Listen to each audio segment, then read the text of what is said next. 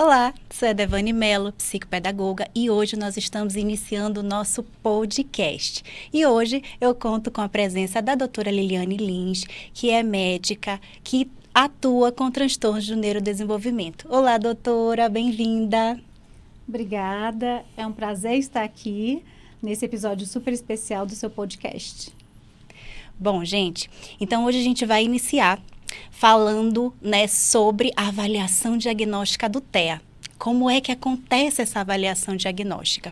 E aí, eu quero pedir para a doutora Liliane se apresentar, Aí, como a profissional que ela é, trazendo toda a expertise dela. Diga aí, doutora, se apresente, por favor.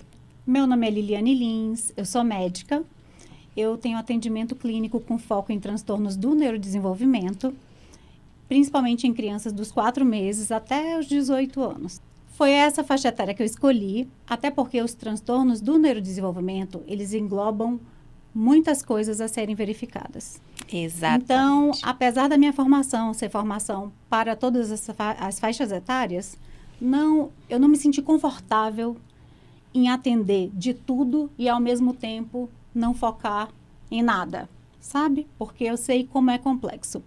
Então, a minha jornada começou quando eu me formei, que eu fui trabalhar como médica de família e comunidade. Então, esse meu olhar, de olhar a família, esse olhar mais abrangente, ele foi sendo construído desde o início, com vários profissionais com quem eu já trabalhei na atenção básica, no SUS mesmo. E de 4 anos para cá, eu comecei a estudar, tive outras oportunidades e comecei a estudar numa pós-graduação de psiquiatria, no Einstein, em Belo Horizonte. Após essa pós-graduação de psiquiatria, já emendei com uma pós-graduação de autismo, porque o transtorno do neurodesenvolvimento tocou meu coração e não teve como. O cérebro de uma criança, um adolescente, o neurodesenvolvimento é apaixonante. Então, realmente, eu acabei me reencontrando e emendei com a minha pós-graduação de autismo da UFMG, em Belo Horizonte. Depois, faço parte hoje em dia da certificação Tiago Castro. Fiz a formação TND do Dr. Tiago Castro, que a Devane também fez parte dessa formação. E depois eu fiz a outra pós-graduação de autismo e psicofarmacologia do Dr. Paulo Liberales, pelo IEPSIS. E hoje estou fazendo 3. Uma de ABA, uma de neurociências e a mais nova, que é da doutora Ozeni Ribeiro, que é de superdotação e dupla excepcionalidade. Meu Deus, vamos lá, Lili, eu chamo assim de forma carinhosa, por conta da amizade, de tudo. Então, de vez em quando, ao invés de sair doutora Liliane, vai sair Lili, tá, gente? Então, olha só, nós temos pacientes aí incomuns, a gente tem aí uma política interna de, por exemplo, assim que ela avalia e que ela vê necessidade, por exemplo, que o paciente precisa de psicopedagoga, ela encaminha para mim. E eu, quando vejo, que o paciente precisa desse laudo diagnóstico, eu sempre estou encaminhando para ela. Então, a partir de uma das nossas conversas, porque acaba que nós, como equipe multidisciplinar, a gente precisa ter essa conversa, para estar sabendo entre os pacientes, a gente chegou no tema de diagnóstico do autismo. Devane, como é que esse diagnóstico está acontecendo aqui no país e tal? E aí a gente está tendo as dificuldades aqui na nossa cidade, que são pontuais. E aí eu queria, Lili, que você falasse um pouquinho sobre quem é o profissional que pode dar o laudo hoje em dia, do autismo e dos demais transtornos do neurodesenvolvimento, aprendizagem, enfim. Pode falar um pouquinho para a gente? Posso sim. Então, primeiramente, eu queria fazer um esclarecimento que na última publicação do CFM, do Conselho Federal de Medicina, a gente não considera mais como laudo médico. Apesar de que aqui a gente vai continuar falando de laudo médico até para o público entender. Mas hoje em dia, o que o médico faz é um relatório médico circunstanciado. Olha aí. Laudo médico, o CFM considera como laudos de exames, por exemplo, o laudo de uma tomografia, o laudo de uma ultrassonografia. Então, no meu laudo, eu já coloco isso em cima. Eu coloco relatório médico circunstanciado, muitas pessoas, até profissionais, eu acredito que não saibam disso, e coloco / laudo médico.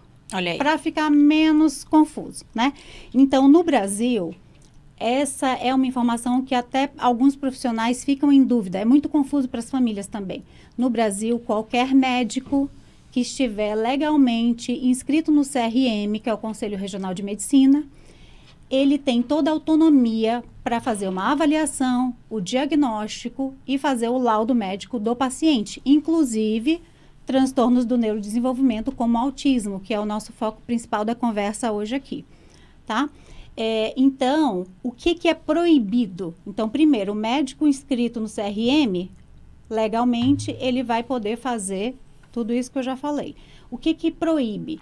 Proíbe, por exemplo, uma pessoa que não tem o título de especialista, que é o RQE, se auto-intitular como psiquiatra, por exemplo. Eu tenho pós-graduação em psiquiatria, mas eu não sou psiquiatra.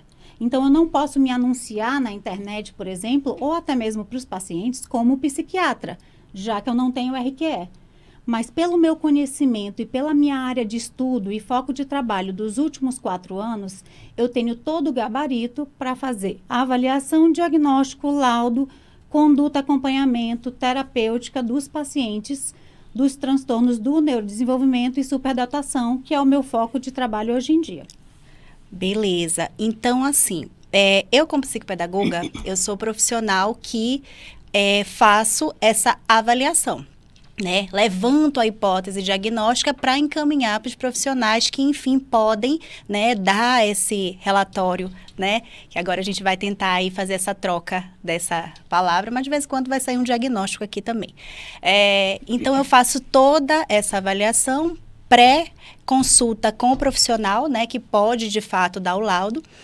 E a minha avaliação, ela consiste em estar avaliando o paciente ali, né, nas sessões terapêuticas, que normalmente são 10 sessões, e aí eu aplico escalas, testes validados, faço, né, também ali as avaliações, portas de VibMap, ATA, todas as escalas que são multidisciplinares, eu tenho ali aptidão para estar aplicando para conseguir ajudar, né, nessa hipótese diagnóstica. Lembrando que o psicopedagogo, ele não lauda, ele não diz nada. Ele levanta a hipótese e encaminha para o profissional que, enfim, pode estar fazendo essa avaliação.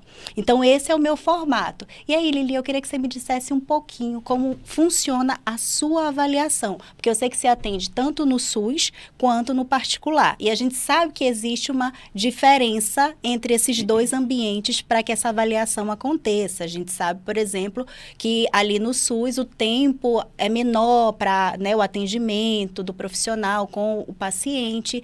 Então, me explica um pouquinho dessa diferença, o que é possível fazer num ambiente, o que é possível fazer no outro, como que você realiza. Me fala aí um pouquinho a respeito.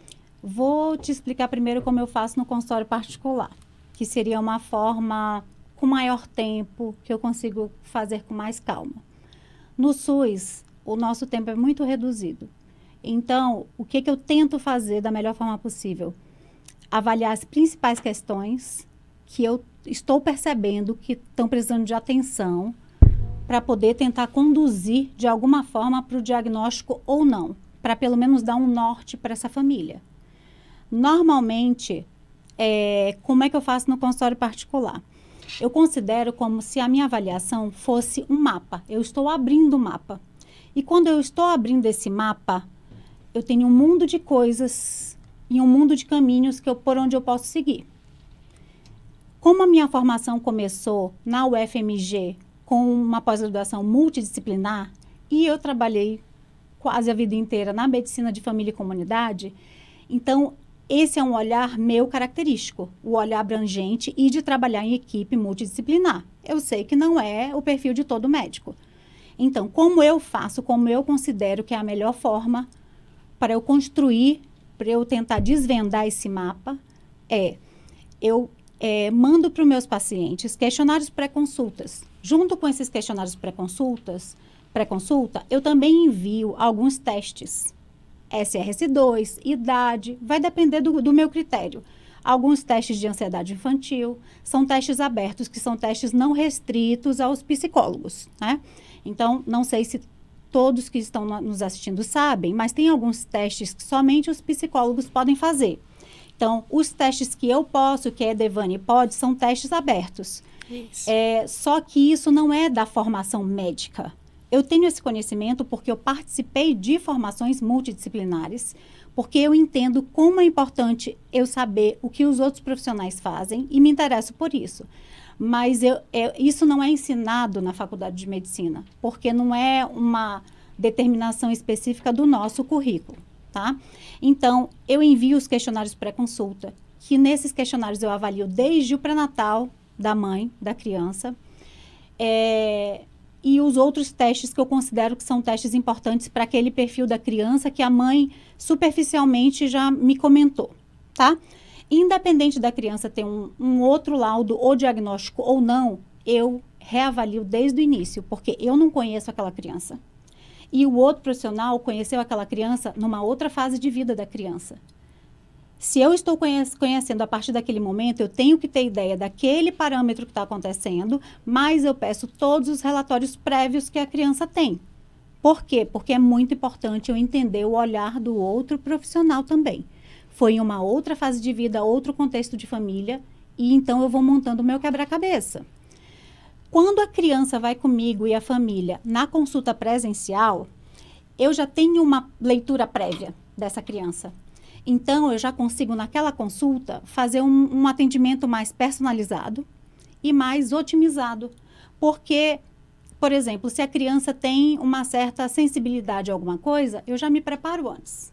Então, vamos supor que a criança tenha muita sensibilidade ao frio. Eu já deixo a temperatura um pouco mais amena. Então, eu tenho como ter uma leitura prévia e otimizo o que eu preciso na consulta. A consulta particular demora em torno de 1h30, 2 horas, a primeira consulta. E às vezes ainda falta tempo.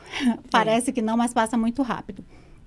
E depois, nesse pós-consulta, aí depois eu faço o relatório, avalio, peço novos relatórios de outros profissionais, se for o caso. Se não, eu concordo ou não com o diagnóstico. Então, é toda uma avaliação. E os pais sempre ficam muito cientes de que, eu sempre falo isso muito bem para os pais, só com o olhar de todos os profissionais, ou da maioria dos mais importantes, eu vou conseguir ajustar esse mapa com eles. Porque qual é o meu objetivo como médica que trabalha com foco em transtornos do neurodesenvolvimento? Eu faço diagnóstico, eu avalio como a criança está no momento, quais são os pontos fortes e prejuízos da criança e indico um plano terapêutico. Porque no Brasil, esse laudo médico, ele precisa, até para os planos de saúde, ele precisa ter o plano terapêutico orientado pelo médico. Apesar de que é uma conduta muito discutida, porque cada profissional vai avaliar o que aquela criança precisa. Mas como esse é o nosso protocolo atual e é o padrão, para indicar, eu preciso conhecer, eu preciso entender de análise do comportamento, eu preciso entender um pouco da psicologia, um pouco da psicopedagogia, porque senão eu não consigo indicar a situação correta para a criança. Isso eu sei que é um ponto muito falho para todos os médicos. Por quê? Mais uma vez, não temos isso em nosso currículo. Nas residências também não tem esse tipo de situação. Então, eu acho que eu estou numa situação confortável, já que eu vim de uma pós-graduação multidisciplinar maravilhosa em Belo Horizonte. Então, é diferente. Eu conheci de tudo. Então, e eu gosto dessa parte toda. Então, eu continuo estudando o que acontece nas outras áreas. E eu gosto de ter essa troca. Porque eu não tenho problema nenhum em dizer que eu não sei. Até porque a gente não domina tudo, né, Lili? E aí, gente, uma coisa que ela falou que eu acho assim muito interessante e que a gente não vê na maioria dos profissionais, esse enviar testes, esse conhecimento antes da sessão, pré-sessão, porque a partir do momento que ela envia esses testes, essas coisas, a família responde, quando ela recebe, que analisa ali, antes da consulta, enfim, propriamente dita, ela tem já toda uma visão e confirma ou não ali na sessão. E isso traz desconforto para algumas famílias que não têm consciência desse processo, que, a meu ver, eu acho que talvez porque a gente participou da mesma formação ali, é a mais assertiva. Porque, imagina, numa consultinha ali de 15, 20, 30 minutos, nem sempre o profissional vai conseguir ter esse olhar, avaliar de forma ali mais, né? Tanto é que eu, quando estou avaliando, é 10 sessões. Na verdade, imagina o pobre do médico ali, né? Nesse sentido de que tem um tempo reduzido, né? Então, isso causa, às vezes, estranhamento para algumas famílias, porque não entendem que talvez, talvez não, que essa é uma conduta muito assertiva, né, Liliane? E aí, eu já entrei um pouquinho dessa parte do SUS, mas eu queria aproveitar aqui o gancho para falar uma coisa. A gente está tendo agora, né, um desafio muito grande de alguns profissionais em relação ao BPC e à CIPTEA, né? Porque existe algumas situações, algumas leis, algumas, né? A gente tem visto aí nos últimos anos pessoas que estão negando de repente ali um benefício por conta do profissional que deu ali aquele laudo, né? Aquele relatório. E eu queria que você comentasse um pouquinho sobre isso, sobre essa negativa de alguns lugares, o que, né? O que você está amparado, como é que funciona tudo isso? Fala um pouquinho para a gente. E esse tipo de situação acaba complicando mais ainda a vida de quem? Das famílias, não é? Porque, na teoria, como profissionais, estamos lá nós nos nossos consultórios assistindo o que vai acontecer. Mas não é assim, né?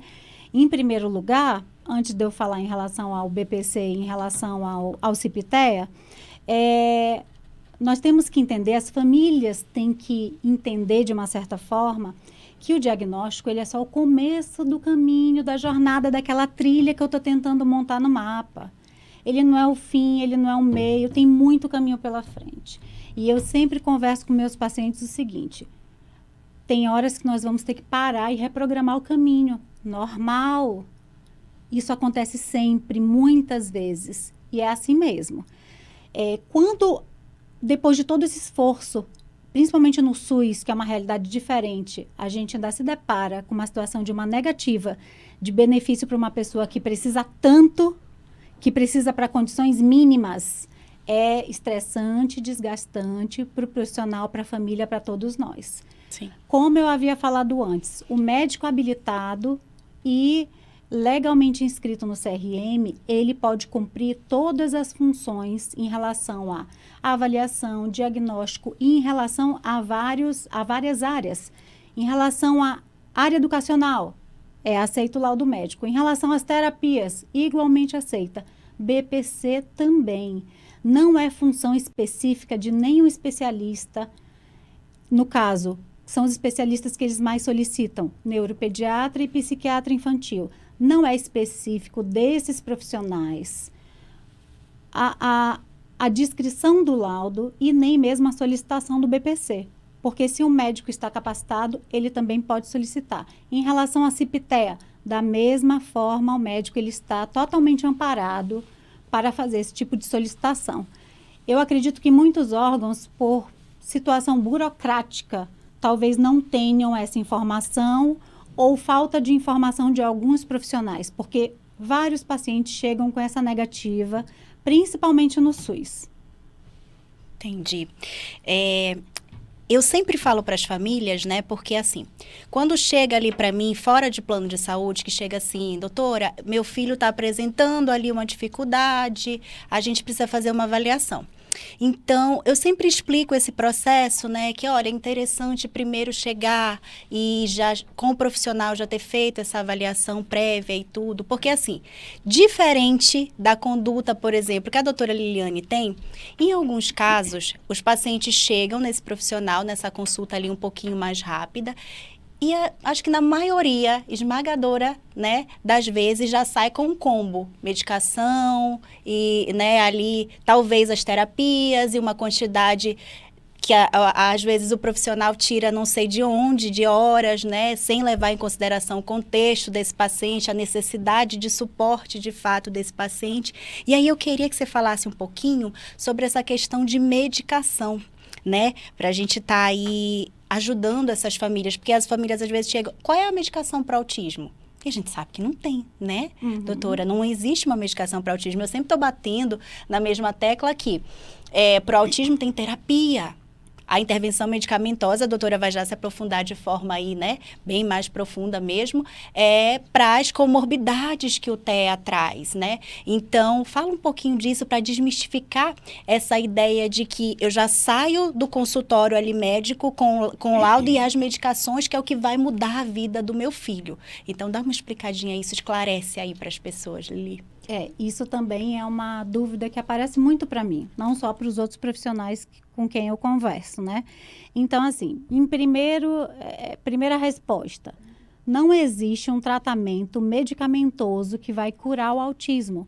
O autismo, ele não é considerado uma doença, ele é um transtorno. Uma doença, a gente trata com uma medicação para curar essa doença. Por exemplo, pneumonia, paciente atendido com pneumonia, passamos o antibiótico, o paciente fica curado. Ele não fica tendo pneumonia eternamente a vida inteira. O autismo, ele é um transtorno do neurodesenvolvimento. Ele é uma condição específica do cérebro daquela criança. Então, é uma situação do desenvolvimento cerebral. É como ele funciona. Então, eu não curo isso, mas eu posso avaliar os prejuízos que ele está causando para não ser uma criança funcional. Então, o autismo, ele limita em várias situações uma criança, um adolescente, uma pessoa. Então, eu consigo avaliar quais são os prejuízos que estão acontecendo e quais são os pontos fortes também. Porque, na maioria das vezes, eu prefiro começar pelos pontos fortes para depois pensar nos prejuízos. Porque é por esses pontos fortes que eu vou definir muitas terapias, né? Juntamente com os outros profissionais. Então, quando eu vou avaliar como médica, eu tenho que pensar nas comorbidades. Sim. Porque essas comorbidades podem estar atrapalhando as terapias. E, com muita sinceridade, é muito difícil ter um autista puro. A maioria vai ter uma comorbidade. Autismo é uma situação muito complexa. Os outros transtornos do neurodesenvolvimento também. Eu sempre me surpreendo muito com os transtornos de fala e linguagem. As fonos devem ficar malucas, porque é muito complexo. E quanto mais eu estudo, mais complexo parece que fica. Porque os sintomas, eles se mesclam. Então, se a gente não tiver critério e realmente fazer diagnóstico baseado em critério, porque eu tenho que pensar que numa situação assim, eu tenho que pensar na medicina como ciência, como estudos científicos, evidências científicas, mas eu também tenho que ter sensibilidade, porque todo aquele meio ambiente influenciou a vida inteira. Sim. Então, a epigenética está muito presente nos transtornos do neurodesenvolvimento. Na verdade, praticamente 100% presente. Então, essas comorbidades, sim, acabam travando muito o tratamento. Então, eu recebo muitas indicações de outros profissionais que falam, olha, essa criança ela é autista, mas algo diferente está acontecendo. Por quê? Porque a gente está fazendo as terapias com qualidade, intensidade, quantidade e não está evoluindo. Aí eu, como médica, tenho a responsabilidade de fazer essa diferenciação também. Porque eu tenho que avaliar se tem o TDAH ali, se é uma situação que gerou ansiedade na criança, um trauma. Tem muitas situações que vão acontecendo. Então, nesse caso, sim, passo medicações para quê? Para os sintomas das comorbidades, para situações que são específicas em relação a isso, para a criança ter uma janela de oportunidades na terapia. Senão, essa terapia fica impactada e parece que a criança não sai mais do lugar. Então, nesse caso, sim, é medicalizado. Quando a criança precisa da medicação para que as outras terapias evoluam, não para tratar o autismo, porque isso não é verdade. O tratamento do autismo, ele é mundialmente disseminado, principalmente com as terapias baseadas na ciência ABA. E aí, olha, né, doutora falando, e a importância da gente se preparar, estar pronta para receber esse paciente. Porque eu estava até conversando ontem, vou abrir aqui esse parêntese com as minhas mentoradas, e falando que tudo a gente culpa a medicação. Ah, a medicação não está funcionando e tal. E a importância do profissional que está atuando diretamente com o TEA estar preparado para atender. saber analisar comportamento, saber ver antecedente, resposta, consequência. Será se eu estou reforçando esse paciente de forma certa ou eu não estou reforçando negativamente sem perceber? E uma outra coisa, Lili, que é muito importante, eu acho até que eu sou uma profissional que você sempre vai me ver nas minhas redes sociais falando a importância do vínculo terapêutico não só com o paciente, mas em especial com a família. Eu sempre digo que se a família não estiver segurando na minha mão, fica difícil essa intervenção, esse resultado vir. Então, a família é parte ali fundamental. Eu preciso vincular com essa família. Eu preciso que essa família esteja ali segurando na minha mão. Eu preciso... As minhas sessões, elas são 50 minutos, 10 minutos finais com a família, porque é o momento que eu vou orientar, que eu vou direcionar, que eu vou perguntar o que está acontecendo nos outros ambientes. É o momento que eu vou dizer como é que vocês estão manejando um comportamento tal. E aí, nesse momento, a família fala e tudo, e eu oriento, eu direciono, eu puxo a orelha, né? Que eu tô ali toda semana, por exemplo, diferente do médico que é uma vez por mês, né? A cada 2 meses.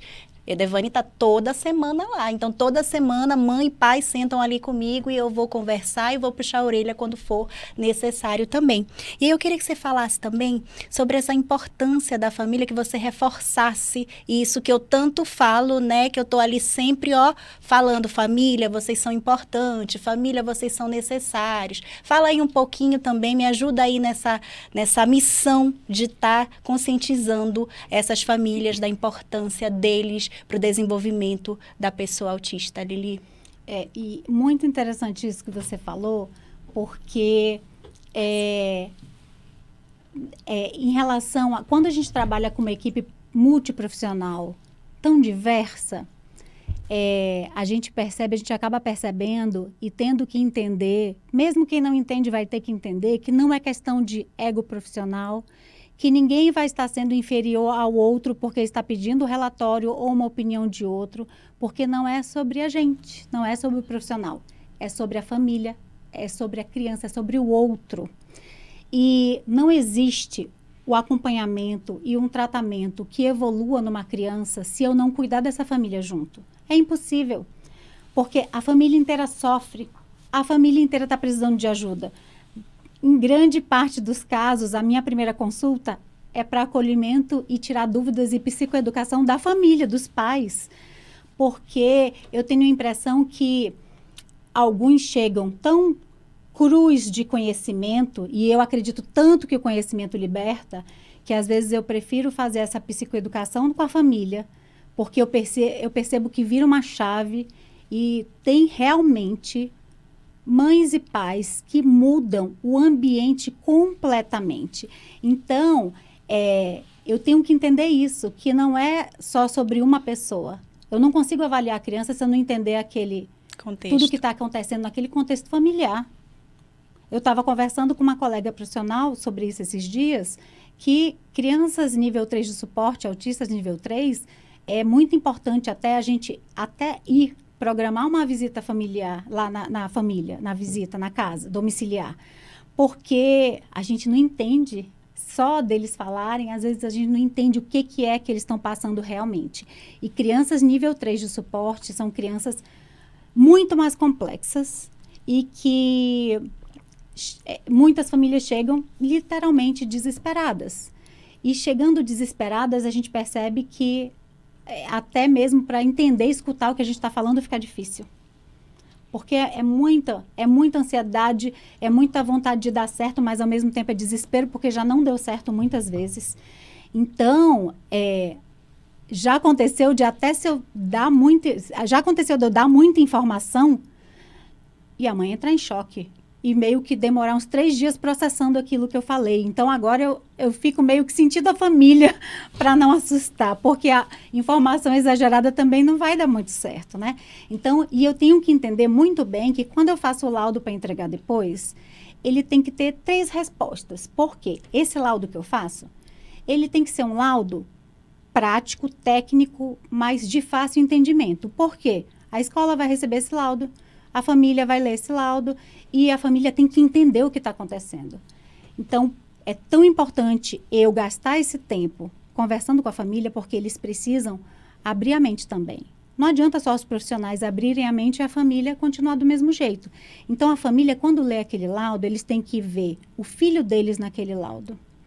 Ah, eu estou vendo, meu filho faz isso, meu filho faz aquilo. Então, eles têm que reconhecer o filho deles. Eles têm que reconhecer como o filho está evoluindo e andando naquele laudo. E ele tem que entender que tem uma rota. Que a gente está programando um caminho. Porque se a gente não sabe para onde a gente vai, qualquer caminho serve. E não é para ser assim. No transtorno do neurodesenvolvimento, não. A gente tem que ter, pelo menos, um caminho mais certo e mais estudado. A gente não pode sair fazendo qualquer coisa, não. Porque a gente está embasado em ciência. Não é no achismo, não é, a doutora Liliane achou isso. Não. Doutora Liliane avaliou critérios, avaliou o olhar dos outros profissionais. É muito importante para mim o olhar dos outros profissionais. A psicopedagoga é Devane, as fonos, as psicólogas vão ver coisas que eu nunca vou conseguir ver numa consulta. Então, é impossível não juntar tudo isso, sabe? Então, às vezes eu recebo laudos até errados de outros profissionais, mas eu também não posso nem criticar. Porque se uma pessoa vai ter 20 minutos para fazer um laudo, para fazer uma avaliação, o que ele vai ver dessa criança? Se eu preciso avaliar um mundo de coisas nessa criança na evolução. Eu não tenho como fazer isso em tão pouco tempo. E isso é difícil porque isso é processo, isso é política, isso é educação, isso são coisas que não estão nas nossas mãos, mas que eu tenho que, pelo menos o meu papel de ir abrindo a mente das famílias, eu tenho que cumprir. E eu sempre falo também que as pessoas boas se reconhecem, né? Então, assim, graças a Deus eu estou conhecendo muitas profissionais e muitos profissionais maravilhosos, porque eu realmente acredito que tem que ter o mesmo perfil, senão a gente não consegue trabalhar junto também. Ainda tem essa situação. Ainda tem essa situação. É o que eu sempre digo, né? Eu achei interessante ela dizer, doutora Liliane não acha nada. Eu sempre digo isso. Vocês sempre vão me ver falando isso, eu não acho nada. Eu sento, analiso, vejo as contingências para eu talvez imprimir minha opinião, senão do contrário, eu não consigo. E aí eu reforço aqui, né, de novo, a importância da família. Vejam que não é só para mim, ali, né, no dia a dia do site terapêutico, é também ali, também na primeira consulta. Hoje em dia eu tenho mudado também, viu? Eu, quando recebo o paciente, eu primeiro faço uma consulta, nem que seja virtual, para depois ter essa consulta ali com o paciente, para dar seguimento, porque é muita nuance, é muita coisa que a gente precisa. E olha que eu fico 10 sessões ali direto, imagina você, né? Que é uma a cada 2 meses, a cada 3 meses. Tudo depende muito do protocolo que eu construo com a família. Porque a responsabilidade, no finalzinho daquela consulta, eu sempre acabo falando para eles. Nós aqui vamos construir o que nós vamos fazer. Construir baseado em evidência? Sim, mas construir. Porque não é só a minha responsabilidade, eu preciso da família entendendo e fazendo mudanças também. Porque as mudanças mais básicas, assim como nós estudamos muito isso com o Dr. Tiago Castro, são de quê? Dos hábitos de vida básicos. É sono, é alimentação, é rotina. É o que o cérebro precisa para se desenvolver. Até porque o nosso cérebro ele vai estar amadurecendo até 21 anos, 22, 24 anos. Então, depende muito da literatura. Então, eu tenho muito tempo de cérebro para ganhar, mas eu também não posso perder o tempo de cérebro. Então, o profissional ele também não pode deixar que a família escolha tudo de uma certa forma. Porque eu entendo que muitas vezes nós, por usar a sensibilidade ou acolhimento, a gente acaba respeitando um pouco mais o tempo de luto da família, a negação, só que chega uma hora que a gente tem que parar, porque tem famílias que a gente tem que pegar pela mão e tem que conduzir. Não dá só para deixar a família decidir sozinha. Então, tem horas que a gente tem que pesar realmente as coisas e definir. Sim. Senão, quem sofre mais ainda é a criança, que é o nosso paciente. Verdade. Inclusive, a gente tem uma pacientinha aí em comum, né? Que a mãe Ontem mesmo, de madrugada, estava me mandando as evoluções dela, né? Nós temos aí. E olha como é importante a família estar junto, entender, receber, né? Porque eu sempre digo, o laudo diagnóstico não é ponto final. E ele não resolve situações, problemas. Ah, meu filho tem esse comportamento, doutora, a gente vai avaliar, a gente vai depois receber um laudo e pronto. Não. O laudo é ponto de início. A partir do laudo que você desenvolve ali as terapias e tudo, é que você vai ver a mudança nesse paciente. E aí essa nossa pacientinha, ela está evoluindo muito, né? Recebi ontem as fotos e aí quando a gente vê que quando a família recebe ali, abraça e modifica rotina em casa, rotina escolar, rotina em todos os ambientes e se prepara para isso, é quando essa criança evolui. E hoje, gente, nós não temos dificuldades com ausência de informação. Pelo contrário, a gente tem muita informação na internet. Eu costumo dizer que lá atrás, quando eu formei, que eu jogava TDAH na internet, era só artigo em inglês. Hoje em dia, em toda a rede social, você vai conseguir ter informação. Mas aí a gente tem que ter muito cuidado com os desserviços. Eu vivo também falando isso, que tem muito desserviço. Laudo diagnóstico não é checklist de internet, não é a partir de, se você tem isso, você é TEA, você é TDAH, não é assim. Então, a gente também tem que ter, né, esse cuidado, tem que também peneirar aí as informações, né, doutora? E aí eu queria que você chamasse aí a atenção, né, das pessoas para esse compromisso com a verdade, porque tem muita coisa que não é, né? E aí queria que você falasse um pouquinho aí, deixasse também uma mensagem para as famílias e para as pessoas que estão aí nos assistindo em relação a isso.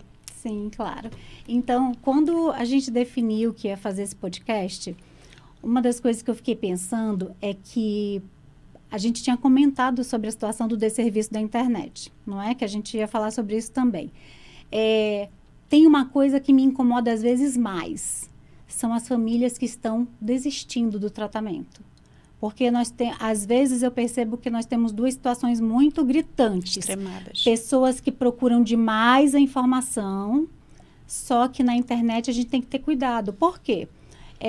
Vocês viram, de acordo com essa nossa conversa aqui, que é um assunto muito complexo e é principalmente individualizado. Então, na internet, temos muita informação? Temos informações boas e ruins, mas elas não são individualizadas. E muitas vezes elas estão muito fora de contexto. Tem algumas medicações, algumas suplementações que surgem que podem dar certo com alguns, não dão certo com outros. Isso acontece muito na dúvida da consulta médica. Então, esse desserviço, que pode virar um serviço também, a gente tem que considerar que a internet ela tem que ser um ponto de dúvidas, uma bússola, um ponto de características que a gente pode ficar mais atento na criança, mas nada vai superar uma avaliação individualizada, bem feita, por um profissional que tenha conhecimento, que esteja embasado na literatura neurocientífica. Nada vai conseguir superar esse tipo de avaliação. Então, gente, é isso, né? A gente precisa saber garimpar, né, doutora? O que de fato é importante, né? O que dá para a gente aproveitar. A orientação que a gente dá para as famílias é buscar profissionais que sejam ali capacitados e qualificados. A gente não está aqui subjugando ninguém, mas a gente também é um adendo para os profissionais para estarem buscando, para estarem se qualificando, porque eu sempre digo para todas as pessoas, família reconhece profissional que tem propriedade no que está falando, né? Às vezes a gente começa a intervenção terapêutica com paciente que já está numa idade maiorzinha, mas que está tendo intervenção terapêutica desde pequeno. E aí, de repente, não está vendo resultado. E aí, não é que a gente esteja ali julgando o profissional anterior, mas tem que buscar se formar, tem que buscar estar ali o tempo todo, informação. Vê aí a mulher, trocentas formações Quando eu pergunto dela, você está em Manaus? Não, estou em lugar tal, de fulano de tal. Eu digo, misericórdia, mulher não para nunca, né? Porque a gente precisa estar. E isso também, né, serve para todos nós. Eu também vivo viajando. Eu costumo dizer que a oportunidade que eu tenho de estar viajando para estar buscando, a gente vai, né, doutora? Difícil é o bolso, que o bolso é outra situação. Às vezes não compete com a intenção que a gente tem, né? Gente, então é isso. O nosso podcast, esse primeiro, ele traz muito essa questão do diagnóstico, em especial do autismo, porque nós entendemos que é uma situação que precisa ser esclarecida, que as pessoas precisam ter cada vez mais consciência do que é o autismo, de como acontece esse diagnóstico. Toda semana eu recebo perguntas, olha, como é que é feito? Meu filho apresenta isso e isso, por que você acha que tem? Eu tenho certeza que a doutora também recebe nas redes sociais dela.